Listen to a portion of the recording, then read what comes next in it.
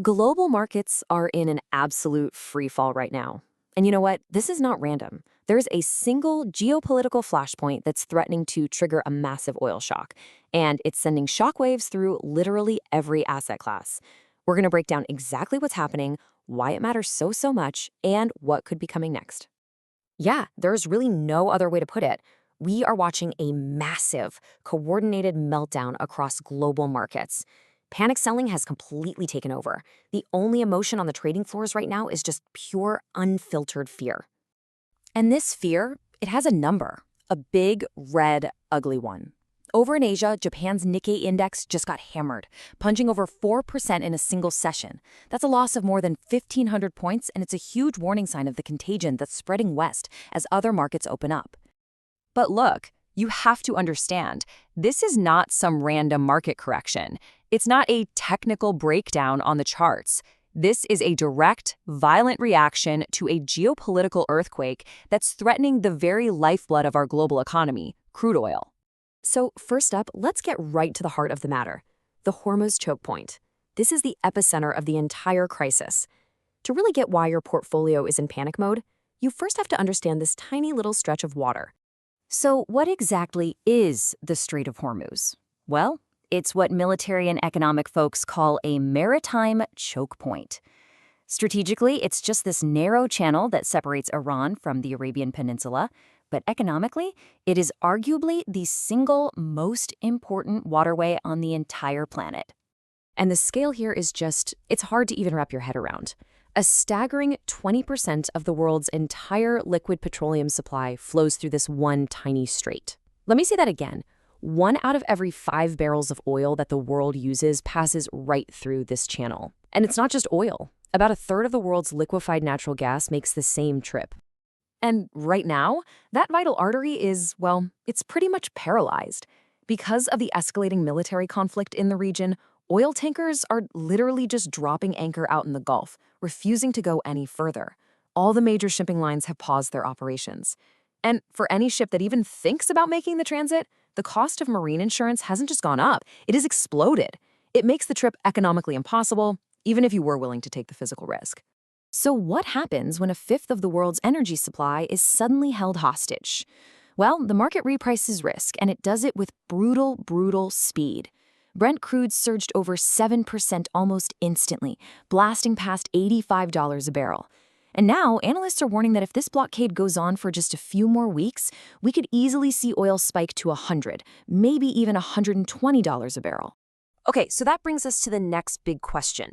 How does this one event create a global domino effect? Let's trace how this single oil shock, starting in the Middle East, is now toppling markets thousands of miles away. It's actually a pretty simple and pretty terrifying chain reaction. Step 1, the strike gets paralyzed. Step 2, oil prices surge based on fear alone. Then, for countries that import a lot of energy, their import costs just explode overnight. That in turn crushes corporate profits because fuel, transport, and raw materials all cost way more. And the final domino? A massive panicked sell-off in stocks as investors dump everything, bracing for a recession. It's a straight line from that water, right to your wallet. And believe me, this isn't just theory. We are seeing it play out in real time.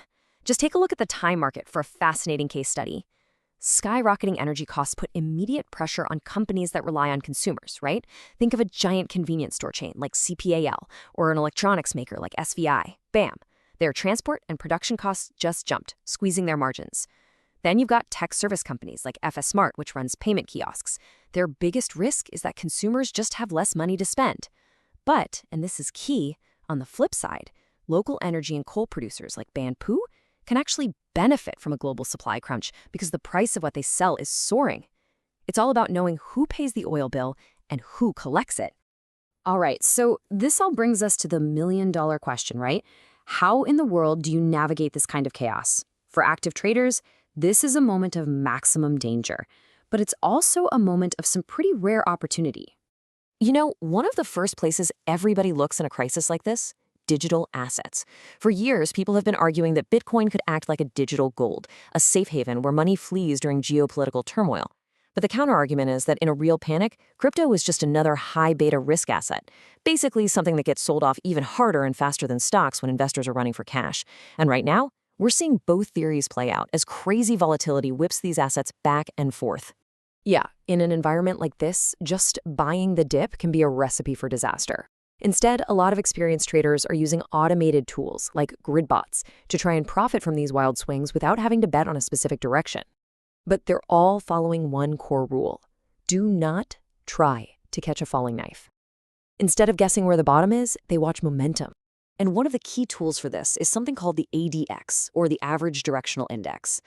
Now, this thing is fascinating because it doesn't tell you the direction of the trend, it just tells you its strength.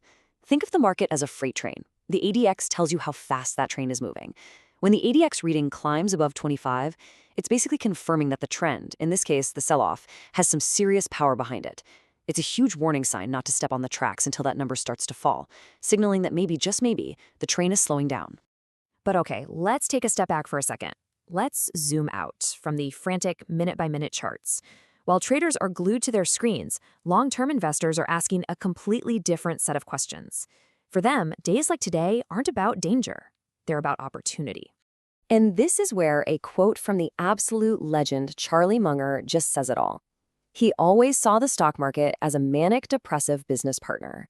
And on days like today, that partner is in a full-blown, screaming panic, willing to sell you his share of wonderful businesses for pennies on the dollar. So why does this happen? Well, in a shock like this, you have to remember that Wall Street algos are selling everything without thinking. The big quant funds, the index ETFs, they don't care if a company is directly exposed to oil or if it's a debt-free software business with 90% margins.